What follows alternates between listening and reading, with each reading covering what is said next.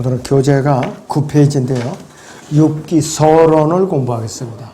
제가 욥기는 영어 킹제임스 성경을 기준으로 42장의 1070절에 1102단어입니다. 한글 단어고 다르죠. 똑같을 수가 없어요. 욥기 각 장은 큰 환란, 대환란의 각 달에 해당하는데 후 3년 반에 대한 기록이에요. 42달. 욥은 7일날과 밤을 땅에 있었는데 1일은 다니엘의 70세 주 1년에 해당하고 욥기는 144개의 논리적 단락으로 나눌 수가 있는데 크게 6개 대구분을 지을 수도 있다 그랬습니다.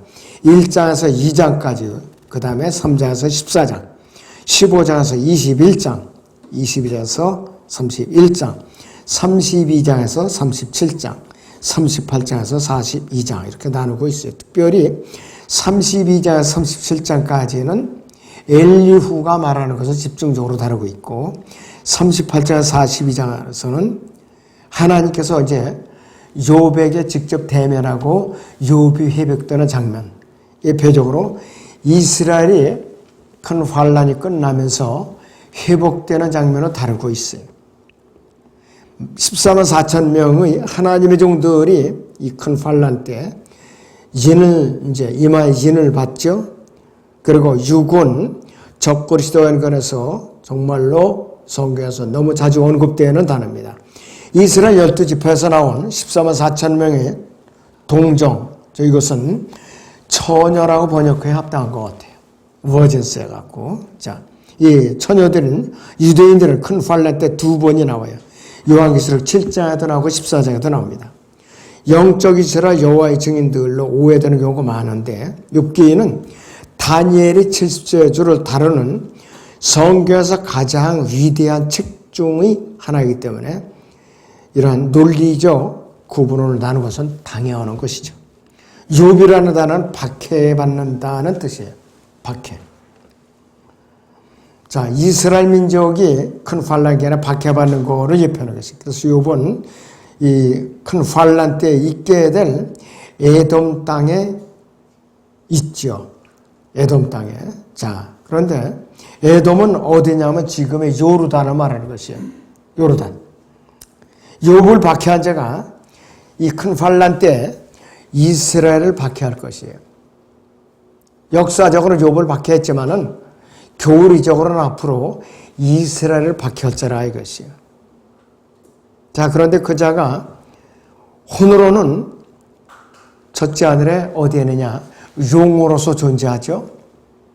그 다음에 영으로는 요한계시록 9장에 유다 이스카리옷으로 지금 자기 거처에 갇혀 있어요. 그리고 몸은 지금 적그리스도가 성장하고 있어요. 334가 될 때까지. 그래서 이제 혼으로 있는 사탄이 이 지상으로 쫓겨나면은 그때에 몸은 영이 결합되고 후 3년 이제 시작이 본격적으로 시작되는 거예요. 그때 가서. 굉장히 이것이 구분을 잘 하셔야 됩니다. 그럴 때는 이 삼위일체 하나님도 이제 몸은 영이 있듯이 마귀도 몸은 영이 있는 거예요. 그래서 마귀가 육신에 다 결합되면은 육화한다고 그러죠. 육화한다고 그래요. 자,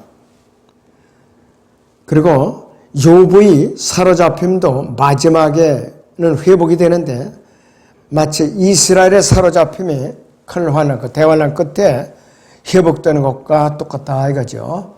자, 욥기 42장 10절을 보죠. 욥이 그의 친구들을 위하여 기도하였더니 주께서 욥이 사로잡힘을 돌이키셨고 또 주께서는 욥에게 전에 소유했던 것이 2배를 주시니라 그랬습니다.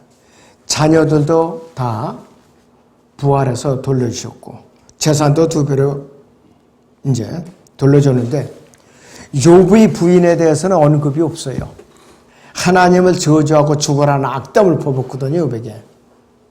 마치 창세기 19장에서 롯의 아내와 똑같은 모습이에요. 롯의 아내도 미련을 버리지 못하고 소돔 성을 돌아보고 이제 아차하는 순간에 소금 기둥이 되어버릴 때 그 후로 언급이 없어요. 욥기 2장을 보죠. 자, 욥기 2장 9절로 보겠습니다. 그때 그의 아내가 욥에게 말하기를 당신이 아직도 당신의 온전함을 간직하려 하느냐 하나님을 저주하고 죽으라 하더라 했어요. 이런 악담이 어디 있어요. 욥의 아내에 대해서 언급이 없는 거예요. 욥기는 그래서 곧 시작될 큰 환란 때 이스라엘이 겪는 고통을 다루고 있고 성경에서 가장 위대한 책 중 하나가 욥기예요. 적골이 시도라든지 마귀, 크날레 때 군대 이동 경로, 제레미 경로, 이 이스라엘 상황과 휴고에 수반되는 현상들, 아마겟돈 전쟁에 들어가는 묘사뿐만 아니라 죽음을 구하는 사람들, 또 후반기의 재앙들, 이 기간 중에서 마귀 숭배 등이 나오는데 이 보수제약자들이 모든 참조 구절들을 지나쳐버리는 이유가 있어요. 왜 그런가? 고의적으로 킹잼 성경을 비하시키고 성경에 나온 진술들을 있는 그대로 받아들이기를 원하지 않기 때문에요. 그럼 자기들이 비위가 상하거든. 자기들이 권위가 떨어진단 말이에요. 욥기에는 요한복음과 마가복음을 합친 것보다도 재림에 대한 구절이 더 많이 있다. 욥기에도. 자유주의자들이나 근본주의자들, 불가지론자들, 영지주의자들, 무신론자들, 보수주의자들에게는 욥기 기록 연대와 저자가 가장 두드러진 논쟁의 대상이다 이것이요. 자, 욥기 인간 저자는 욥기 32장 16절에서 1인칭 단수로 나와 있어요. 자, 욥기 32장 16절을 보겠습니다. 내가 기다렸다가 이는 그들이 말하지 않고 가만히 서서 더 이상 대답하지 아니하였음이라 그랬어요. 내가 말하기를 나도 내 몫을 답변하고 나도 내 의견을 불러주리라 그랬습니다. 욥과 엘리후가 대화하는 장면인데 여기서 내가는 엘리후를 말하는 것이에요. 이 욥기 저자는 사람들이 물어보면 10중 8구 욥이라고 대답하는데 욥기 저자는 엘리후입니다. 엘리후가 욥기를 지었어요. 자, 욥기의 연대를 그들이 원하는 대로 잡고 욥 족장 시대 BC 1800년에서 1600년과 모세 시대인 BC 1600년, 1300년부터 시작해서 솔로몬의 통치 시대인 BC 1000년이나 바빌론 포로기 이후인 BC 520년에서 400년까지 이들은 잡고 욥기 기록대를 늦춰서 잡는 것이에요. 자, 엘리후가 만약에 저자라면 이 책의 기록연대를 야곱과 에서 시대 이후로 바꾸려는 모든 시도가 다 어긋나 버리기 때문에 이들은 어떤 수를 써서라도 어떻게 되느냐, 이교 문학의 종교적 입지를 고수해야 된다. 그러니까는 킹잼 성경을 어떻게 해서든지 끌어내려자가 혈안이 되는 거예요. 욥기는 BC 1800년경에 기록되어 있어요. 창세기를 비롯한 모세오경은 BC 1450년에서 BC 1500년경에 기록이 되어 있습니다. 모세오경보다 약 300년 앞서서 기록된 책이에요. 자, 사무엘 콕스라는 사람은 연대를 솔로몬 이후로 잡는데 하나님에 대한 인간의 관조는 발전해왔다고 주장을 해요. 그는 찰스 다윈의 진화론 체계를 따른다. 이 진화론을 믿는 자예요. 사무엘 콕스는. 그의 주장은 솔로몬 이전에는 어떤 사람도 하나님에 대해서 욥이 가진 개념을 가질 수 없다고 주장을 합니다.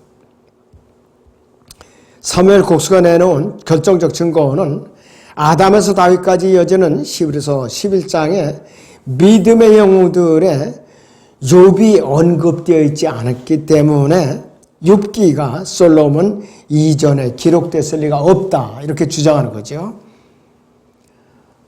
자, 콕스가 내놓은 이 결정적 증거는 아담에서 다윗까지 이어지는 히브리서 11장의 믿음의 영웅들의 욥이 언급되지 않기 때문에 욥기가 솔로몬 이전에 기록될 수 없다고 주장한다. 자, 그런 관점에서 보자면은 히브리서 저자는 어떻게 해서 유다, 피느하스, 갈렙, 요나단 셈을 언급하지 않고 있는 거 알겠어요? 궁핍과 고난과 학대가 욥에 대한 묘사가 아니라면 도대체 누구를 묘사하고 있는가? 말도 안 되는 주장이죠. 욥과 하나님과 사탄 외에도 욥기에서 중요한 인물이 누구냐? 엘리후죠. 엘리후가 말하는 부분이 6자에 걸쳐 있어요. 욥기 32장, 37장까지. 전체 욥기 중 가장 긴 이제 대화령인데 욥 자신도 욥기 26장, 31장까지 5장만 나누고 자기가 말하고 있어요. 엘리후가 빌닷이나 소팔, 엘리파스와 함께 있었다는 사실에 대해서 벌링거는 알지 못했죠. 그 이유는 간단하다겠어요. 그는 지금까지 살았던 1700년부터 1900년까지 살았던 최악의 독일 합리주의고 영국의 이신론자예요, 바로.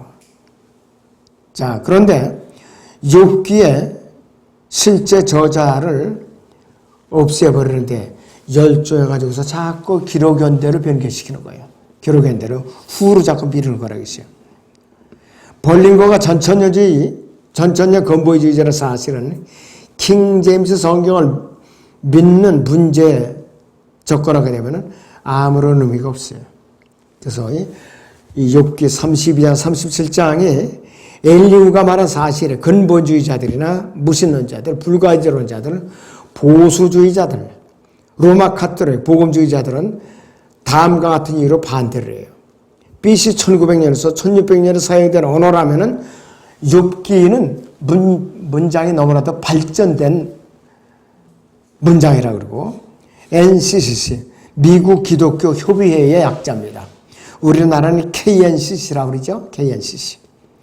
해석 성경이나 또 19세기에서 20세기 자유주의자인 브릭스가 기록한 저서 중에서도 어떤 것이라도 이제 살펴볼 필요가 있고, 두 번째는 출애굽기와 파라오와 모세의 율법에 대한 참조 구절이 욥기에 너무 자세하게 나오는 거예요. 욥기에. 그러니까 이런 사람들이 주장하는 것이 근거가 없다 이것이요. 그래서 이 위에 언급한 내용은 전혀 원시적이지 않다 이것이에요. 그래서 세 가지 반론에 대해서 바른 교리들을 믿고 싫어하는 그리스도인들은 다음과 같이 주장하죠. 첫째는 현대인이 가장 진보했다는 가정은 모든 진화론자들이 종교적인 독단에 불과하다 이것이. 너무나도 이 독단에 불과하다 이것이. 그래서 이것은 나머지는 제가 이제 언급을 안 하고 그냥 넘어가죠. 두 번째는 다음 페이지에 출애굽기에 대한 참조 구절들로 추정이 되는데 욥기를 과거의 역사에 한정시키고 고난에 관한 영적 교훈으로만 적용 범위를 제한시키려고 애쓰는 대다수의 학자들은 욥기가 적그리스도, 다니엘의 70째 주, 마귀, 재림, 이스라엘의 회복을 이것을 묘사하고 있다는 사실을 무시했기 때문에 이들은 오류가 발생한 것이에요. 그리고 출애굽기 15장은 휴거의 예표입니다. 이 홍해를 건넌 사건. 욥기가 이 문제를 논하기 위해서 성령께서는 너무나도 우리에게 환하게 예표를 다 보여주고 있는 거죠. 성경을 믿는 사람들만 성경을 알 수가 있다고 그랬어요. 성경을 믿는 사람들만.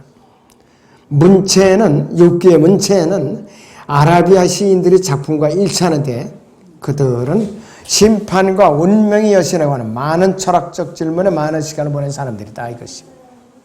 그렇기 때문에 이 스타일은 드라마나 서사시이고 호머, 버질, 오비드, 호레스, 그 다음에 바가바드, 기타의 작품과 보조를 같이 하고 있다고 그랬죠.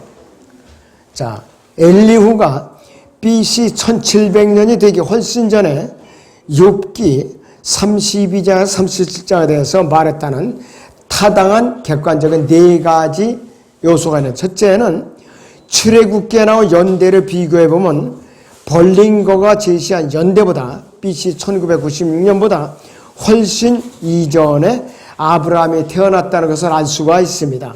그리고 라키는 BC 2111년으로 보고 있고 벌린 것보다 115년 앞서 있는 것이고 115년이 에서와 그의 아들들이 연대에 더해지면은 욥기 2장 11절의 테마니는 BC 1780년에 욥을 위로하게 되는데 테마는 에서의 손자이고 에서의 형제인 야곱은 BC 1700년 전에 손자들이 벌써 있었다고 믿고 있어요. 두 번째는 욥기에 나오는 인물의 배경은 모두 족장 시대입니다. 자, 수아인 빌닷은 수아와 연관이 되고 예레미야 49장 8절에 에돔과 연결이 되는데 테만인 엘리파스는 창세기 36장 10절에서 11절에서 이름을 이제 얻었고 예레미야 49장 7절과 또 아모스 1장 11절에서 12절에 나오는 에돔과 연결이 되고 있습니다. 그래서 이 후스 형제는 예레미야 25장 23절에서 언급이 되고 있죠. 그리고 또 예레미야는 52장으로 되어 있는데 예레미야는 쫓겨나는 을매하는데 예레미야서에서 13번에 나오는데 분명히 예레미야서는 요한계시록 11장 1절에서 4절까지의 모습을 예표하고 있습니다. 네. 자, 오늘 여기서 마치죠.